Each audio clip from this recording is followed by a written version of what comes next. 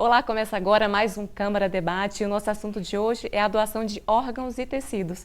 E para conversar sobre esse tema, aqui ao meu lado o Dr. Marcos Vinícius de Freitas Moreira, médico do Complexo MG Transplantes. Muito obrigada pela presença, Dr. Marcos. Obrigado pela presença, de estar aqui e discutir esse tema tão importante a nível regional, estadual e nacional. Com certeza, né? Informar a população. E o objetivo aqui ao longo dessa 1 hora que a gente vai estar aqui, discutir esse tema com todos aqui. Muito obrigada pela presença e ao lado dele está a Renata Cipriano de Oliveira, ela que é psicóloga da Organização de Procura de Órgãos, a OPO. Seja bem-vinda ao programa, Renata. Muito obrigada, também agradeço muito a oportunidade, né, de a gente poder conversar sobre, conscientizar um pouquinho mais, né, desmistificar algumas coisas. Isso. Bem válido. Nós que agradecemos a sua presença e ao lado dela está a Ana Rita Barreto Bernardes, ela que é enfermeira, membro da Comissão Intra-Hospitalar de Doação de Órgãos e Tecidos para Transplante. É um nome grande, mas o significado também é grande, né? Seja bem-vinda. grande. A nossa sigla é CIDOT. Isso. Né? Nós agradecemos, né, pelo convite e pela oportunidade de poder falar sobre o tema, sobre desmistificar, né? São tantos mitos que a gente tem aí na população sobre todo o sistema de doação, transplantes. Então, a gente está aqui para informar mais um pouquinho a população. Deixar só as verdades, né? Deixar os mitos para lá. Muito obrigada pela presença. E ao lado dela, o vereador Adriano Zago, que é presidente da Comissão de Direitos Humanos, Sociais e do Consumidor da Câmara Municipal. Muito obrigada pela presença, Larissa, Adriano. Nós que agradecemos. Agradeço também a participação dos colegas aqui na gravação do Câmara Debate, a população que nos assiste. Saudades de gravar do programa, né? Esse veículo que a gente tem à nossa disposição para conversar com cidadãos da nossa cidade e também da nossa região. E parabéns pela temática escolhida, né? Considerando que passou-se aí a semana da doação de órgãos, né? E é um assunto que a gente tem que estar sempre em pauta, conscientizando a população, porque isso salva vidas. Né, e compete a nós, também do Poder Legislativo, levar essa conscientização. Então nós agradecemos, em nome da Câmara Municipal, aos colegas que se dispuseram a estar aqui conosco para gravar esse programa. Muito obrigado.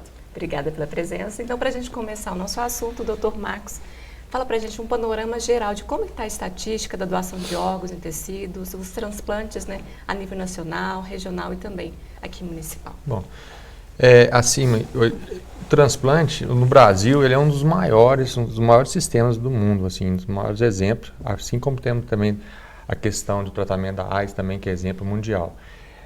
Falando especificamente de números, a gente tem um grande desafio ainda, porque a gente tem muitas pessoas nas filas de transplante. A nível Brasil, mais de 34 mil pessoas estão na fila hoje, aguardando um órgão ou tecido, um número expressivo, né? E esses números eu costumo falar nas palestras, nas orientações que a gente faz nos colégios, nos hospitais, que esse número tem crescido cada vez mais. Por quê?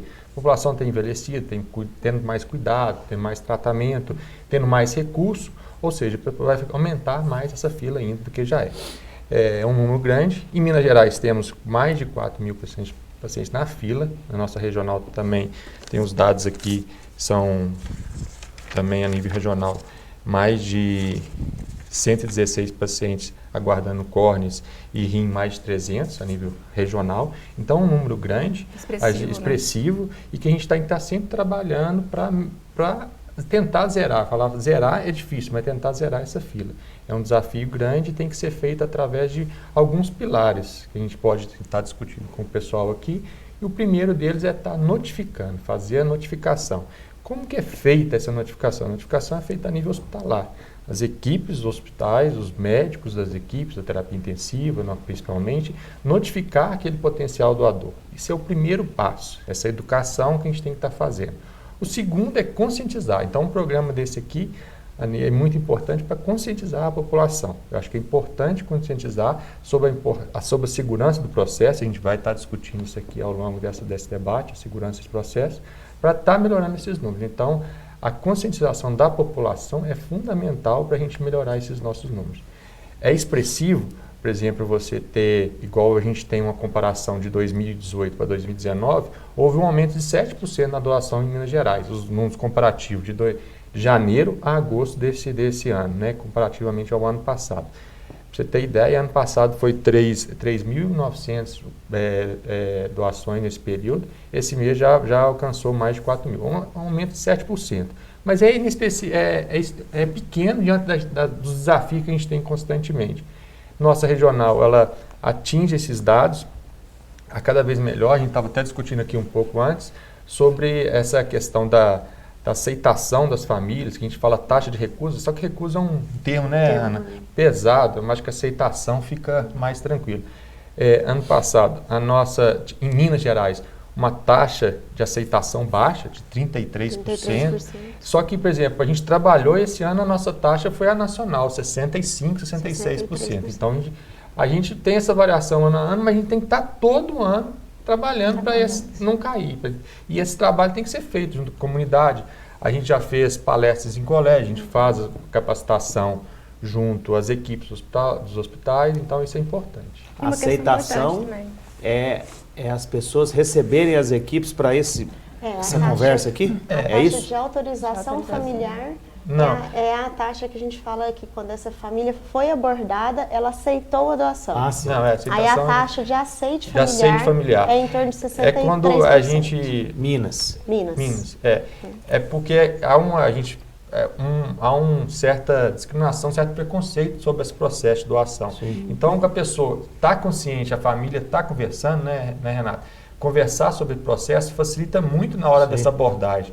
Então, essa negativa é alta por falta de conhecimento ou de orientação, de como que é seguro, se não é, o que vai acontecer. Então, acaba caindo isso. Quando há esses casos de morte encefálica do possível doador, aí vocês são acionados para irem até a família. É assim que funciona. É assim que funciona. O processo é esse. A doação ela surge como uma possibilidade depois que eu concluo um diagnóstico de morte. Existe Entendi. um óbito, aí essa equipe é acionada para conversar com a família sobre a possibilidade de doação. E não há esse trabalho em rede com hospitais privados? Não, há tanto contra... Essa não há discriminação para o hospital público do privado, é uma busca geral. Então, o privado também faz esse trabalho, aciona vocês? Faz. Então, sim. Então, vamos explicar, as meninas podem completar como que funciona o sistema. Tem um sistema nacional de transplante, né, regulado pela questão do Ministério da Saúde, e tem os estaduais, Central Estadual de Transplante, e houve uma mudança recente das adaptações da lei, né, a Lei 2600 de 2009, se não me engano, acho que essa lei é 2011. É de não. 17. A primeira lei que fala da questão da OPO, né? 2009. A lei 2600 de 2009. 2600. A 2600 de 2009. Que regulamentou mais e permitiu a criação das OPOs. Então, a gente adaptou essa regional, aqui agora é uma organização de procura de órgãos, né? Para efetivamente ir até os hospitais e fazer essa ligação com os hospitais. Então, a gente faz isso, né, atualmente, junto com os hospitais. Regulado, no nosso caso, a gente é regulado pela Central Estadual de Transplante, que a gente, em Minas Gerais, tem um logo chamado MG Transplante, né? Então, a gente aqui, na nossa regional, que envolve, teoricamente, 87 municípios, a central fica na cidade de Uberlândia. A nossa regional fica na cidade de São Uberlândia. várias equipes trabalhando. Né? Isso.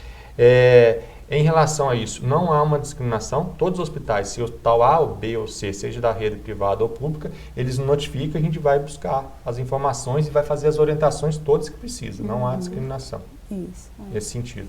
E uma questão muito importante também é a família, a aceitação da família, uma conversa da família, da pessoa que fala, eu quero ser um doador, né, Renata? Isso, Como que funciona esse processo na família? A gente tem muita dúvida ainda, né? A gente teve eu não lembro o ano que foi divulgado, né, uma tentativa de que as pessoas colocassem no seu documento de identidade, carteira de motorista, que elas se autodeclarassem. Presumido, né, que eles falam. Isso, se eram doadoras ou não. Não vale mais. Isso, Não. não tem validade. Porque o que se percebeu?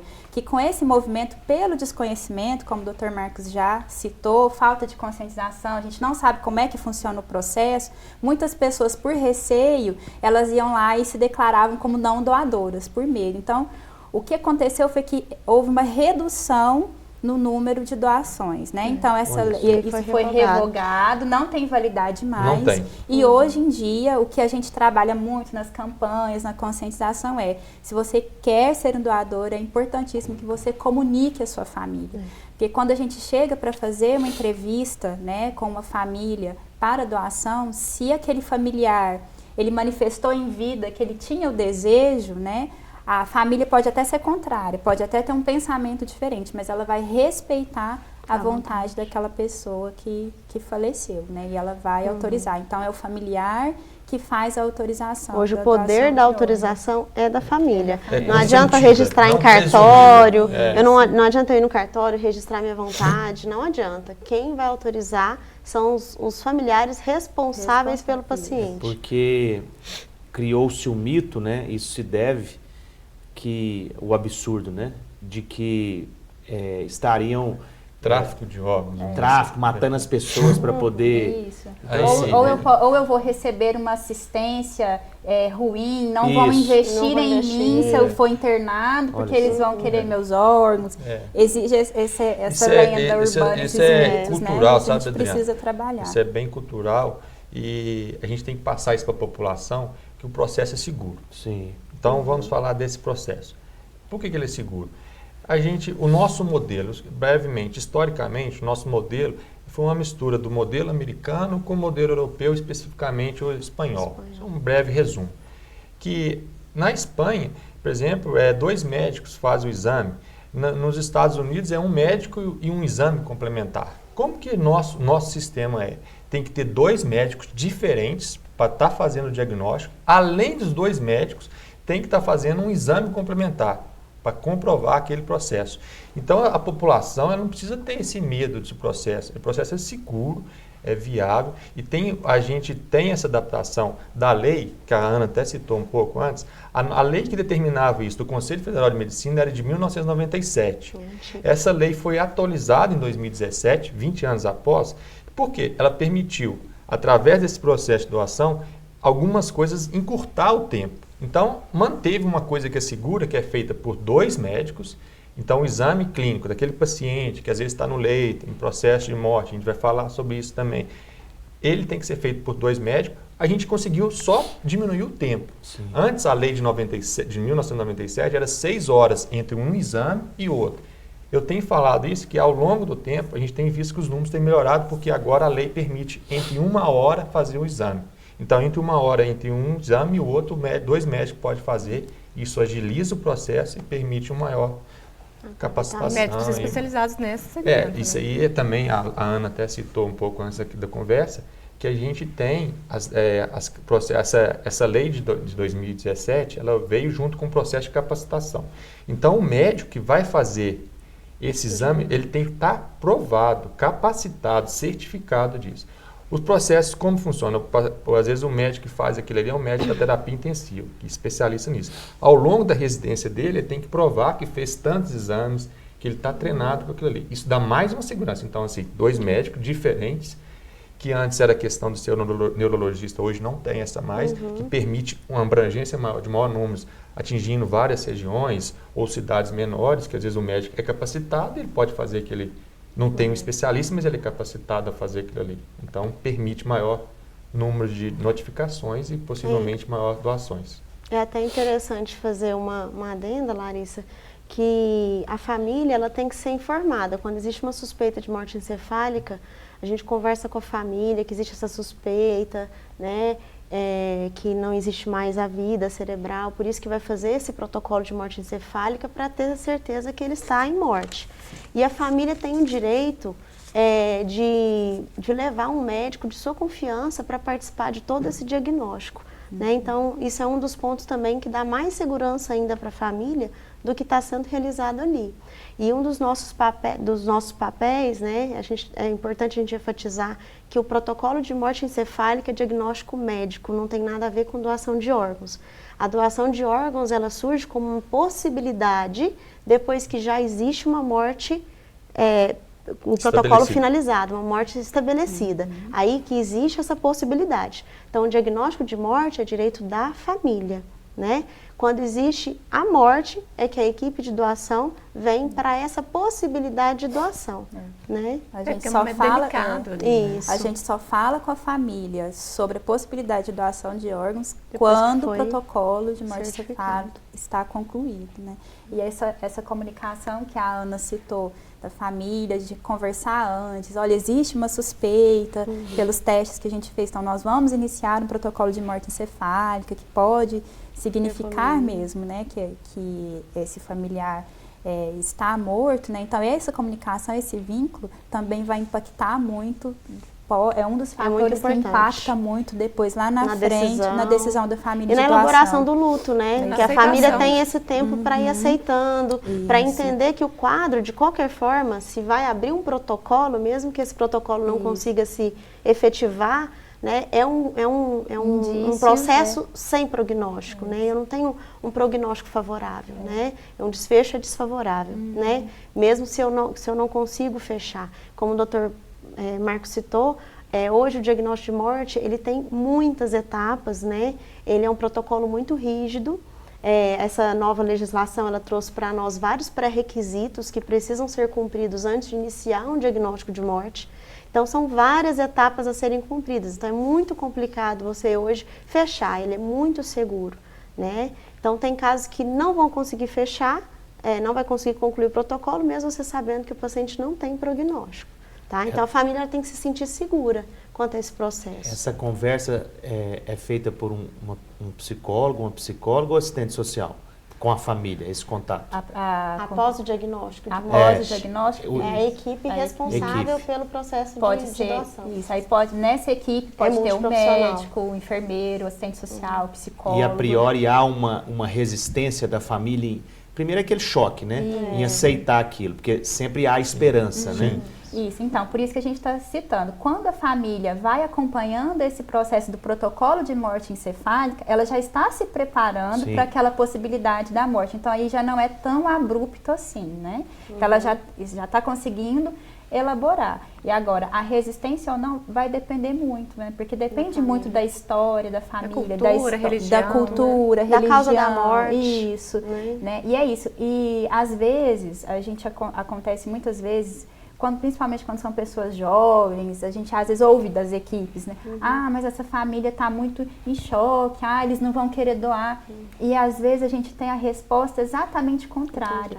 Porque para muitas famílias, por mais difícil que seja a causa do óbito, às vezes óbito de pessoas jovens, crianças, né? Parece que traz um impacto maior para nós. Isso traz às vezes um conforto tão grande para a família, que por mais que às vezes quem está ali em volta, mas a família está muito desestruturada, muito desesperada, mas essa abordagem no sentido de doar ou não, ela é até tranquila, porque a família não tem dúvidas muitas vezes, porque ela entende que aquilo ali é uma forma de muitas conforto vezes até esse comunicado que a gente fala com a sua família, se você é um doador, é a primeira coisa que a família lembra quando a gente conversa, né? Ele fala, aciona, é um gatilho. Falava, né? é um gatilho, ele falava que queria ser doador, às vezes a família fala, eu não sou doadora, mas ele falava que queria doar e eles autorizam a doação. E para a gente traduzir para aqueles que nos ouvem ou nos assistem, né? Em números, aquele percentual que o Dr. Marcos trouxe no início, qual que seria assim a média, vamos supor, de 3 abordagem, 2, 3, 1 que aceita, como que é isso? A cada 10, isso. 6,5 do... Precisamos aumentar, né? Precisamos. E é conscientização, né? Informação, né? É isso que a gente está fazendo aqui, o debate, para orientar a população. Tem que ser tudo muito rápido, né? O processo tem que ser rápido.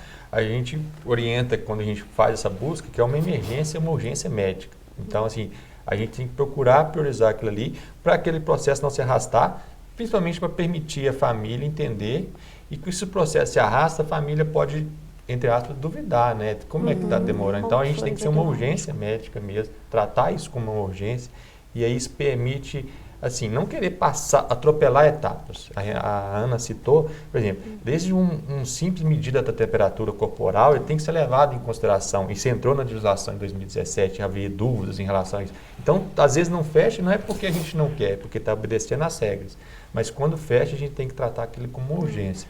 porque aí a família vai ser abordada, a gente orienta sempre a todo mundo que a gente vai poder assistir, que as equipes que estão lá na ponta, que façam essa abordagem. Nem sempre a gente vai poder estar fazendo, mas está se aproximando o médico, o enfermeiro que está na unidade de terapia intensiva, assistente social que está lá também, fazer esse link. Quando tiver dificuldade que a gente vai chegar, a abordagem fica muito mais fácil, né? A gente tem um grande desafio. Hoje nacional é 50, 5 para 5. A gente ano passado era 3, 4 para 5, para 10, né?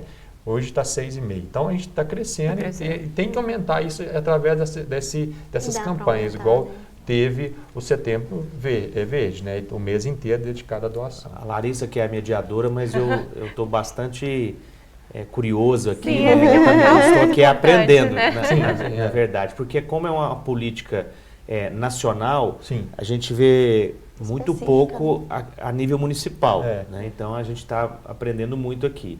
Uma outra curiosidade, que acredito que seja da população, qual o índice de aproveitamento desses órgãos, né? Dessas pessoas que vêm a ter morte encefálica? Se for uma pessoa saudável, reaproveita todos os órgãos que podem ser doados, dá para retirar dessa pessoa? Sim. Sua pergunta é interessante, que a gente tem que levar, quando a gente fala nessa questão, a gente tem que levar em consideração alguns aspectos, e alguns aspectos até médicos, né, nesse quesito. A gente tem alguns, entre aspas, a gente não pode falar totalmente, mas tem os ideais, aquelas pessoas que a gente vai conseguir fazer toda a captação de todos esses órgãos e fazer essa efetividade. Tem que levar em consideração se ele tem uma boa função, se ele não fumava, se ele tinha algum problema de saúde maior. Se ele não tiver e foi, por exemplo, uma história social, foi um trauma, bateu um acidente de moto, é um jovem, tudo. Cada caso aí vai poder a gente permitir uma maior abordagem e fazer toda a captação. Coração, fígado, rim, córneas, pâncreas. Então a gente busca sempre isso. O que a gente tem algumas dificuldades, até regional, por exemplo. Aqui na nossa regional a gente consegue fazer a captação de rins e de fígado também. Não coração, a gente tem que vir as equipes de fora, né? E córneas também. A gente consegue trabalhar isso.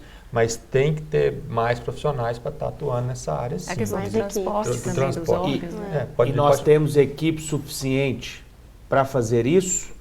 É uma pergunta mais cabulosa agora. Não.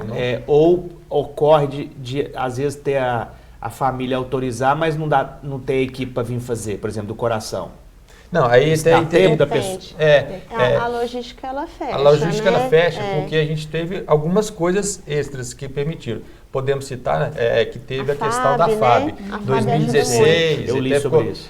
Ficou Que até eles- bem famoso isso, que a FAB disponibiliza a aeronave. Então a gente talvez não tenha equipe regional por dificuldade técnica, mas a gente consegue a nível estadual e nacional que equipes venham e façam essa E captação. vem mais de São Paulo, São do Paulo, Brasil Brasília, inteiro. pega o avião e Você- vem na hora. Não, São bem Paulo, essa Brasília, logística, Belo a Horizonte. gente consegue trabalhar ela bem. Por quê? É o seguinte, a gente tem um tempo para começar e um tempo para acabar, de acordo com cada órgão. Vou dar um exemplo, por exemplo. Tem que ter uma O agilidade tempo, a gente ali, fala, né? a palavra técnica é o tempo de isquemia. Quanto que aquele órgão pode ficar fora? Entendi. Então, por exemplo, o rim é até 36 horas. É lógico que a gente quer com horas, com 5, 6 horas.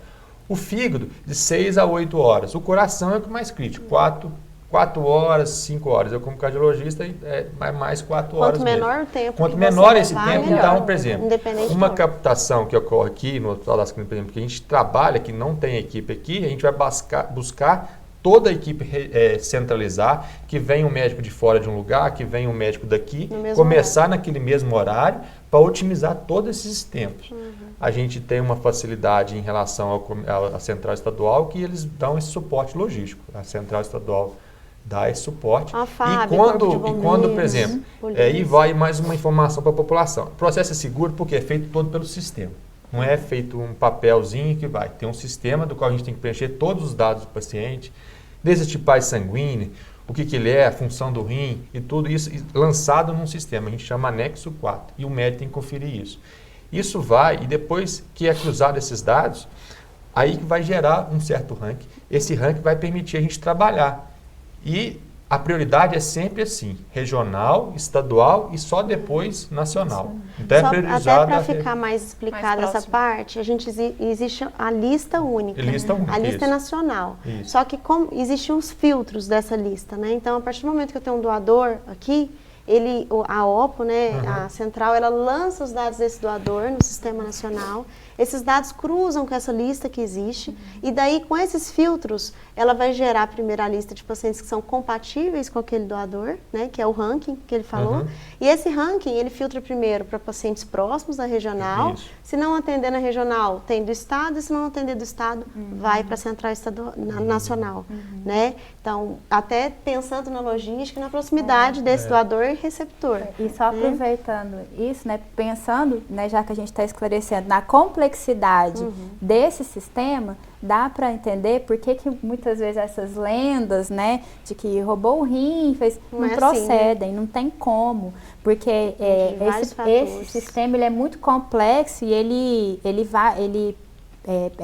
Abrange, preza pela compatibilidade, né? Por uma série de dados clínicos que são colocados ali. Então, não tem como a gente pegar um órgão e transplantar em qualquer pessoa. Isso. Então, pensando nessa complexidade, é bom para a gente Então a entender esse lista aspecto não é também. necessariamente numérica. Exemplo. Não, de jeito maneiro. Não. Tem os Existe, filtros. existe. A lista de Um, dois, existe não essa- porque eu estou no Existe um- 67º lugar que eu tenho que ter 67 doadores antes. Isso. Eu Não. posso Dependendo de subir. ser estado, a Vamos compatibilidade. supor, eu tenho uma Prioridade, tipagem sanguínea que não é compatível com a sua e você seria o próximo. E o terceiro da lista é a mesma compatibilidade que a minha. Coração, por exemplo, até o tamanho da caixa torácica interfere, né? Às vezes o meu coração é muito pequeno para você. Então tudo isso é filtros da lista única que o sistema roda. Né? Isso E a aí é gente- tudo E os eletrônico, médicos não é nada vão a gente checando que os faz. dados, E né? vai As checando os equipes. dados e tem um sistema de verificação, Verificação. né? De imunotipagem, feito disso. Então, a população pode ficar segura quanto a esse É processo. por isso que é o segundo do mundo, né? Porque é muito detalhe, É. muito minucioso. Muito minucioso. Assim, não tem... Eu não consigo enxergar, a verdade é dito, que consiga ter sistema de fraude nesse Eu sistema. também. Eu não consigo. Do jeitinho tem como. brasileiro, não tem? Não tem porque sistema é muito fechado. o sistema é muito fechado. Para você ter uma ideia, se a gente preenche um dado errado, a gente tem que ligar e Nossa, tem que é uma provar e tem burocracia. que não consegue. Por exemplo, não tem essa capacidade. E se tivesse, vamos fantasiar, se tivesse depois de fazer, ainda faz uma prova que a gente chama prova cruzada.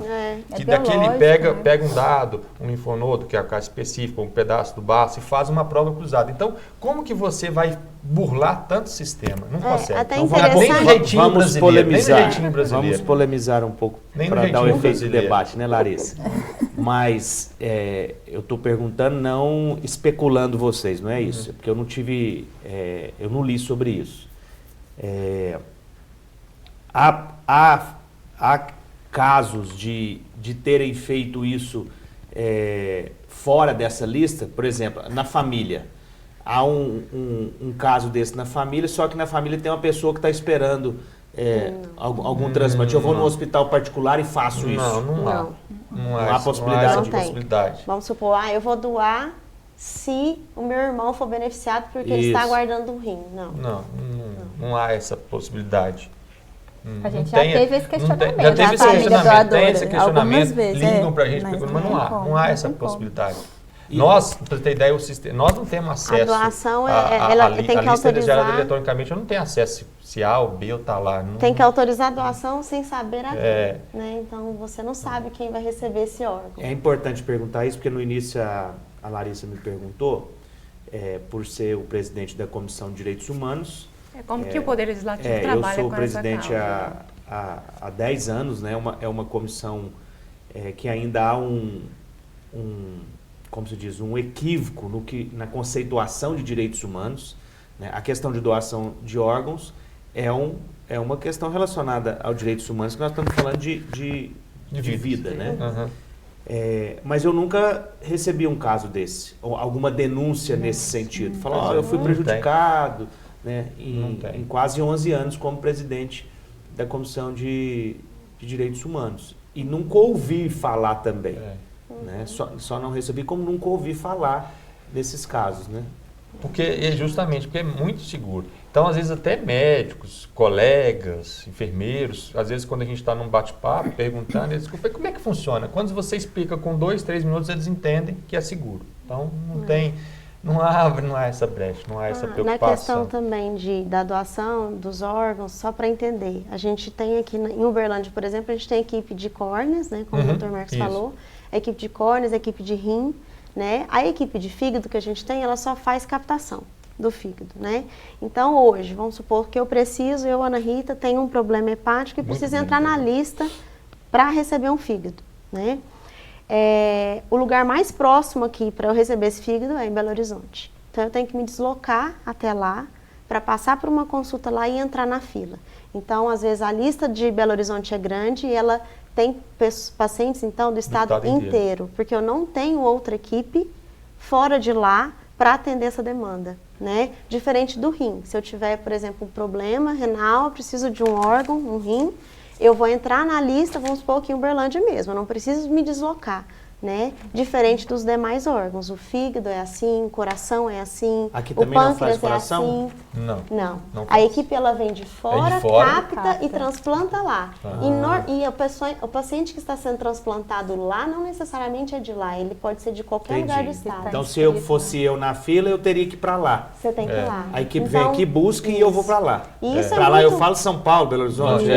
Isso é muito difícil, que a gente vê famílias assim, se desdobrando, vendendo casa, porque às vezes o paciente tem que ficar lá, às vezes ele não tem condição de continuar aqui em Uberlândia por conta do estado de saúde. Aqui no Hospital de Clínicas nós fazemos só de rim? Rim e córneas. Rim e córneas. Isso. E a tendência é aumentar isso. A tendência é aumentar. Só colocando questão de números, né? Eu até tenho a nossa colinha aqui. No estado, nós temos na fila 2.808 pacientes aguardando um transplante de rim, né? Na regional, 392 pacientes. De córnea no estado, 1.104, na regional, 116. Então, mais ou menos... É muito, é pouco? É muito. É muito, porque, veja bem, esse ano, vamos colocar aqui também, nós tivemos, até que do estado, 312 pacientes no estado inteiro de rim. Se você for ver que você tem 2.800 na fila, não dá 15%, não fiz essa conta, mas não dá 15%, né? Nós temos que trabalhar mais para ter mais doação, porque a fila está cada vez maior. Mas se você faz uma comparação, talvez ela é esdrúxula, não, mas se você pega uma população de Minas com 20 milhões de habitantes, não seria mediano isso aí? Para quem está esperando, para quem está esperando. O problema assim, da lista de córneas é que quem espera um transplante de córnea não tem risco de morte. Mas quem espera um coração, quem espera um fígado tem risco. Ou então a gente tem uma taxa de mortalidade muito grande. alta. Que são listas até pequenas, né? Ainda, porque às vezes acaba... São listas pequenas e que rodam não muito. não aguenta muito não tempo aguenta em guardar. lista. Sabe, Alexandre, às vezes, colocando a questão que eu sou cardiologista, posso falar um pouco mais especificamente. Cirurgião? Não, sou cardiologista intervencionista. Mas assim, colocando a questão da urgência do coração, às vezes o paciente está numa internação de terapia intensiva com 30 dias, usando várias medicações e a chance dele é aquela. A gente fala o rim impacta mais porque hoje a gente tem terapia substitutiva renal, a diálise. Então, os pacientes estão sobrevivendo através da diálise. Então, aparece pequeno isso aí, mas é um sofrimento grande para aquele paciente que está ali fazendo diálise 3 vezes na semana, aguardando uma fila e nessa agonia. E sem contar que o número de pacientes estão só a gente subindo, cita o né, rim, para fazer às vezes diálise. essa questão do rim é porque ainda tem o recurso da diálise, mas a gente tem que sempre buscar mais. E esse do rim específico, a pessoa vai receber só um? Um doador tem dois rins, duas pessoas. Duas pessoas, tinha de 2 pessoas. Um rim, um doador, 2 rins, coração, fígado, duas córneas. Quais são outros mitos também verdades, depois que você terminar de concluir? Porque tem muitas pessoas que não doam, não são doadores por conta de falta de informação. E aqui a gente está aprendendo muito também, né? O Adriano também está perguntando, que a gente fica curioso. Um dos mitos a gente já disse, né? Que essa questão de não dar prioridade para o paciente achando que quer que ele morra para... Não tem. Acho que esse é um mito. Eu acho que o Renato pode até completar isso. É cultural, né? Aqueles religioso também, a pessoa às vezes não trabalhou isso, né? Entender isso, né? De uma forma que está ajudando, né? A população, acho que Mas a tem forma esse- que a família enfrenta, às família vezes, o que- trauma, né? A causa do óbito interfere muito também. Às vezes um paciente jovem que foi um trauma de acidente de moto, ou ele estava trabalhando, se acidentou e veio a óbito, né? Então, a causa do óbito interfere muito também na decisão da família. E como essa família conversava, né? A relação da família interfere muito. A parte da religião, né? A gente fala que nenhuma religião, ela fala não para doação, né? Os líderes religiosos que às vezes não conhecem, não têm conhecimento do que é a morte encefálica, né? E o que a gente tem de vivência é que quando esses líderes são chamados para conversa, eles entendem o que é o processo e a tendência, né, Renata, é de se direcionar para a beneficência do próximo, né? A base de todas as religiões é essa, né? A ajuda ao De próximo. beneficiar. Isso, de beneficiar o próximo. Mas a interpretação que cada um de nós dá, né? É o que a gente está fazendo aqui. Da mesma forma que a gente precisa conscientizar a população, né? E aí a questão das religiões entra nisso mesmo. Mas a filosofia de nenhuma religião é contrária à doação de órgãos. Então, a gente às vezes escuta muito isso. Ah, mas o paciente, a família é de religião tal, eles não vão doar. Então, isso na verdade, isso não Isso é um impede. mito. Tanto eles doam quanto eles recebem, né? Isso é um mito, com certeza. Acho que esses fatores de relacionamento, eles interferem muito mais, né? Como a gente tá falando aqui, né? Algumas coisas que às vezes são acionadas, né? Que vêm à tona no momento da morte, ou às vezes como aquilo aconteceu, uma situação que a família estava vivendo antes, e aí vem culpas, né? E um monte de coisas que podem interferir nessa questão da negativa também, né? E essa campanha de conscientização à população, como é que chama a OPO, que vocês falaram? Isso. Organização de procura de órgãos, Isso. chama OPO. Ela tem um trabalho, a exemplo do Hemocentro, que de campanhas educativas, exemplo, pegar o testemunho de uma pessoa transplantada para poder incentivar isso, procurar os veículos de comunicação para parceria, tem todo esse trabalho? Isso, a gente busca fazer isso, acho que a gente ainda tem muito, né, que fazer, acho que a gente ainda concentra muito nesse mês, né, com a questão das mídias, acho que fica muito relacionada ao mês de setembro, né, pelo Setembro Verde. Mas nas escolas a gente vai, né, nas universidades a gente faz as palestras também e nas próprias instituições hospitalares, porque a gente precisa desmistificar isso dentro das instituições também, que volta lá no comecinho que o Dr. Marcos falou, que é a questão da própria notificação, que também é um entrave, né? Precisa haver notificação para que haja doação. E a importância dessa conscientização não é só a nível de OPO, né, que é a regional, mas a importância de cada hospital trabalhar isso, né? No Hospital de Clínicas, com a comissão, né, de doação de órgãos, nós trabalhamos muito isso dentro da instituição, tanto com os profissionais de saúde que estão ali, quanto os acompanhantes.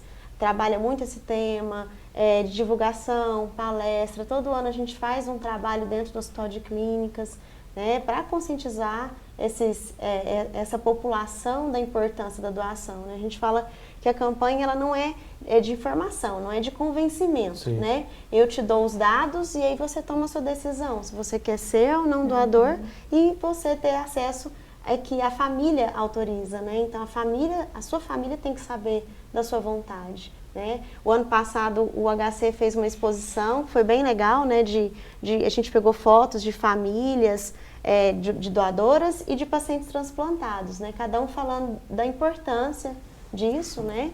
E esse ano nós pegamos cartas de pacientes transplantados para fazer uma exposição dessas cartas e os pacientes transplantados agradecendo essas famílias a oportunidade que tiveram, né, de vida, de poderem continuar vivendo, né? Então, esse feedback ele é muito importante, né?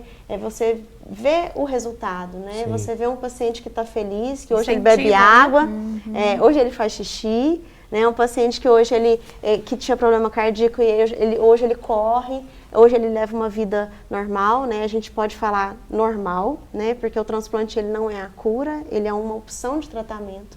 Então, é um paciente que vai sempre fazer um acompanhamento, ele vai ter que tomar as medicações, né? Então, é um paciente que vai continuar acompanhando, mas sem dúvida nenhuma com outra qualidade de vida, né? É uma vida que com outras continua, oportunidades, né? Um espaço, Renata, um espaço que vocês podem explorar é as próprias igrejas. Né, sim, de informação, para levar Muito essa importante. informação. Né? Nós temos aqui em Uberlândia, eu estou falando que eu sou de uma igreja evangélica, que é o Conselho de Pastores. Né? Então, assim, a gente quer colocar à disposição também para abrir esses espaços, né? Porque atinge um número muito grande de pessoas. As pessoas confiam nos líderes Falar com o religiosos. bispo da igreja Sim. católica também, entendeu? E muitas vezes a gente, em abordagem familiares, o próprio familiar fala, olha, eu entendi tudo que você me falou e eu preciso só consultar o meu pastor, né? O meu líder religioso, isso é muito importante, né? Que eles tenham consciência do que é o protocolo. Isso, também, né? com certeza. Porque, não quero entrar nesse mérito que o tempo não nos permite, mas essa questão espiritual, ela é relevante. Nós como cristãos, cremos na soberania de Deus, mas também cremos que a medicina é um dom, né, dado por Deus, e do qual nós respeitamos. Mas, como você disse, nem todos têm esse entendimento. Com certeza. Então, daí a necessidade de levar a informação. É conhecimento, né? Até para dar um sim com segurança, né? Estou fazendo o melhor para a pessoa que foi embora, mas a vida vai continuar através dela, né? É um gesto bonito. Sim. Acho que seria importante, Larissa, me permite, Claro. falar da doação de tecidos. Sim. Né? Que a gente tem visto muita campanha da medula, né? Da doação de medula. Acho que seria importante falar disso também. O doutor pode falar dessa parte. Isso aí é trabalhado junto, mas separado. é separado. Com o hemocentro, né? Com o hemocentro, mas não é na nossa Mas a competência. nossa parte de tecidos abrange as córneas, As né? córneas, Então, que porque a a gente córnea é um fala tecido. muito de morte encefálica e o coração parado, né? Que a gente fala a morte, coração batendo, porque é a morte encefálica, que ali existe ainda a circulação de sangue, né? No corpo. E tem o óbito de coração parado, onde a gente trabalha para doação de córneas, né? Então, quando já não existe mais a circulação sanguínea, a gente aborda a família também para a doação exclusiva do tecido, né? Que é e um a doação de medula seria realizada pelo Hemocentro, né? Mas as pessoas podem procurar, por exemplo, o Hemocentro para fazer o cadastro, né? E esse cadastro também é único, né? Colhe o sangue, né? Lá e se surgir um paciente compatível, ele é convidado para fazer a doação, né? A pessoa que se inscreve, dúvidas, né? ela se inscreve, é muito Por importante. isso que é importante, quanto mais pessoas no fizerem o cadastro. cadastro, mais Mais a chance probabilidade tem alguém que casar, de achar alguém Então, compatível. Voltando essa parte de tecido, sabe, Alexandre, aqui na nossa regional eu acho que é um exemplo, porque nós fazemos essa busca ativa em todas as unidades. Então a gente tem um exemplo a ser dado. Por quê? Qual que é, falando novamente de números, tirando a Belo Horizonte, que é a central, a metropolitana, nós somos a regional do interior que mais faz doações. Minas Gerais inteiro. Então, apesar de toda a dificuldade, a nossa regional é a que mais faz doações no estado, no interior. Então, de todos, não quero desmerecer os colegas que estão em outros, Pelo mas tamanho também. mas assim, Abrange porque isso também. poucos profissionais, mas muito trabalho. Isso aí É. tem que dar valor aos profissionais que estão na ponta lá da abordagem e valorizar o trabalho desses Falando profissionais que estão lá. em questão recursos humanos, você falou poucas pessoas, aí eu vou trazer a responsabilidade para nós agora. Uhum. Né? Política Municipal de Saúde.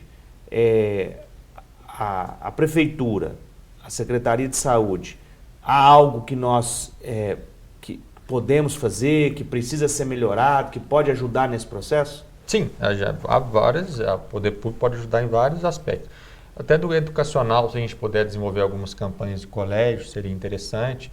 A gente precisa sempre desse apoio, através de leis que possam ir levar a educação a esses colégios, seria uma ideia boa, se a gente poder, conjunto com o poder público, fazer esse problema de educação continuada, desenvolver alguma coisa nesse sentido.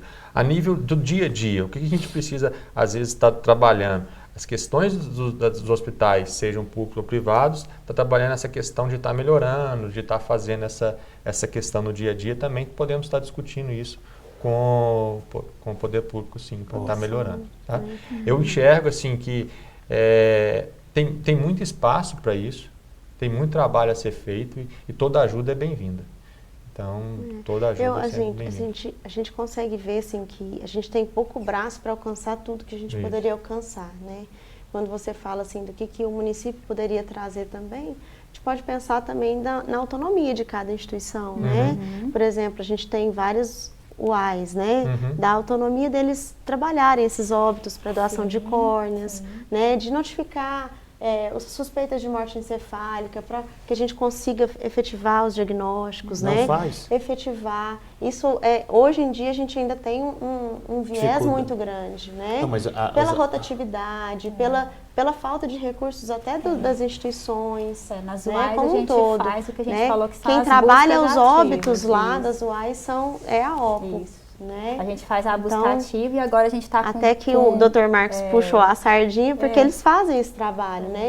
De buscar esses potenciais doadores de toda a região. Mas as UAIs estão orientadas nesse sentido? Isso é um trabalho que a gente já fez algumas vezes e nesse momento atual, agora a gente está com o processo vigente de capacitar as UAIs. A gente já porque está a gente tem visto muito nas UAIs os AVCs, né? Isquêmicos, né? Aí assim, envolve uma questão, aí vai entrar no debate mesmo.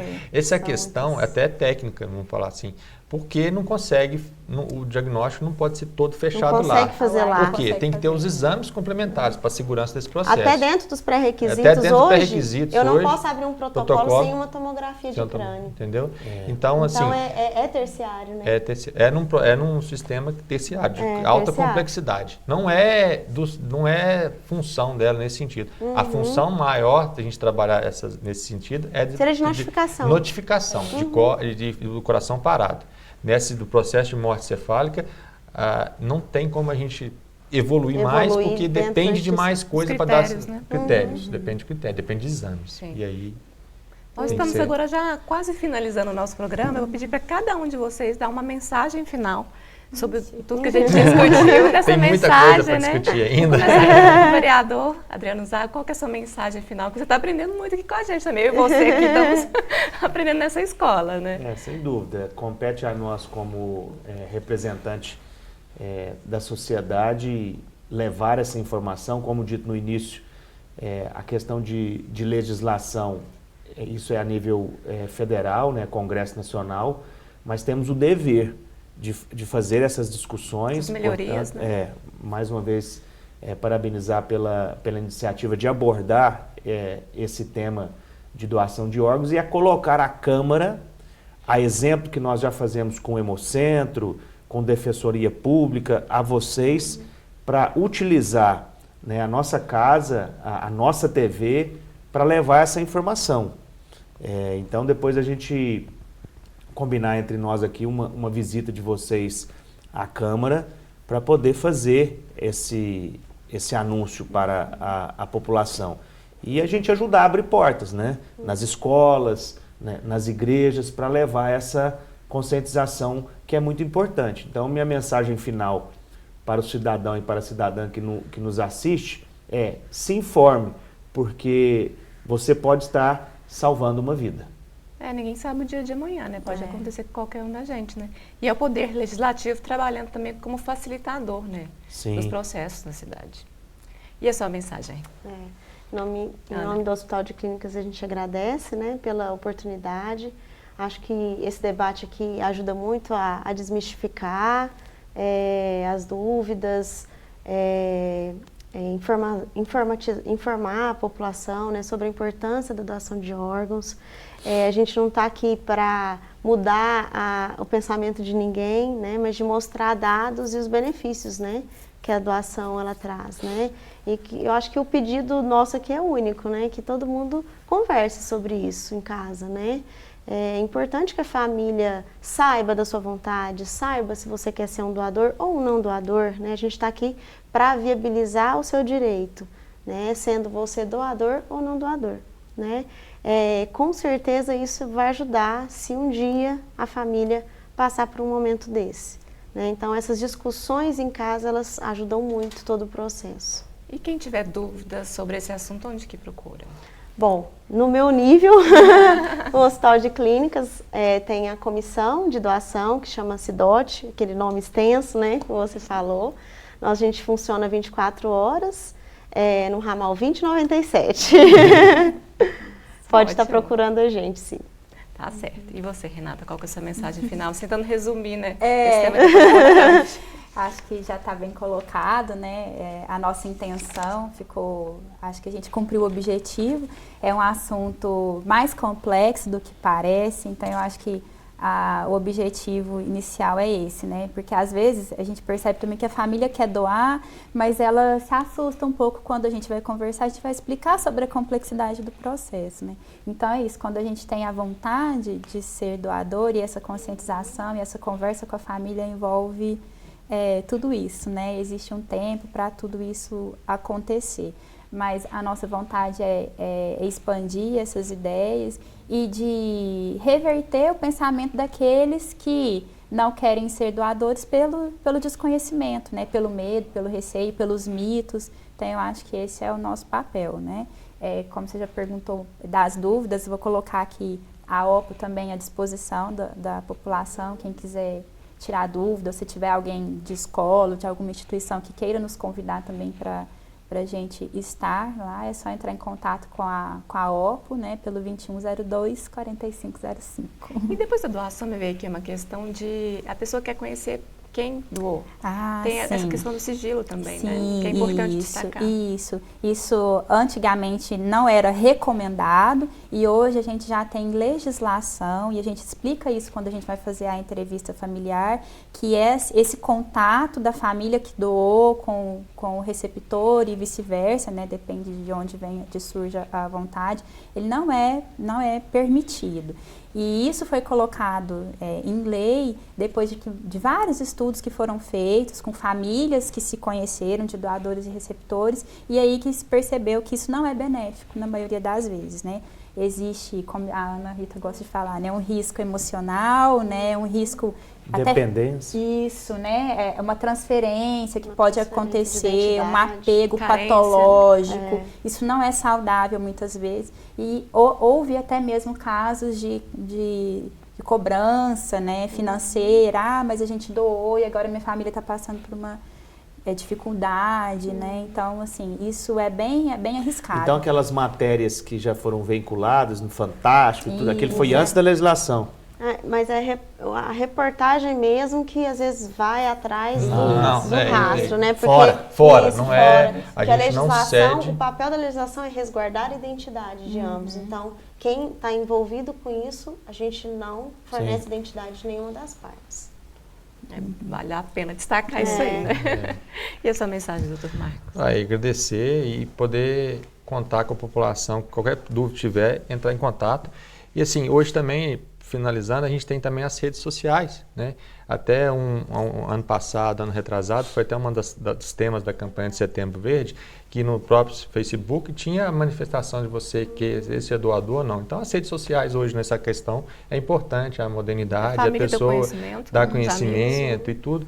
Então, a tecnologia também está a favor disso. E agradecer, e qualquer dúvida que tiver, nós vamos estar disponíveis para estar levando à população essas orientações. Eu acho que é mais importante estar levando isso a nível do colégio, universidade também, e os hospitais que tiverem dúvida, a gente vai estar sempre disponível, como 24 horas. Tá ótimo. E dentro de casa também, né? Comunicar, conversa das famílias, né? Eu sou doador. A gente tem uma equipe, só finalizando, tem uma equipe reduzida, mas quando a gente não está presencial, a gente está disponível à central estadual, que a gente repassa esses telefones para a central estadual que possa dar esse suporte para qualquer dúvida que tiver. Então, a gente não tem presencial 24 horas, mas tem a central estadual que tem sempre o telefone disponível para esclarecer qualquer dúvida. Então, não tem desculpa, tem que ir atrás da informação. Então, assim, a gente às vezes tem a dificuldade da equipe com cumprir as escalas por questão profissional, mas a gente tem a central estadual que funciona essas dúvidas 24 horas. Vai ter sempre um profissional lá para esclarecer. Que bom. Obrigada, gente. Obrigada, agradeço a todos vocês pela presença. Muito obrigada mesmo. Foi muito esclarecedor para mim e para todos que estão assistindo. Muito obrigada a você também pela companhia. Lembrando que para assistir todas as edições dos programas é só acessar o portal da Câmara, câmarauberlandia.mg.gov.br. Até uma próxima edição.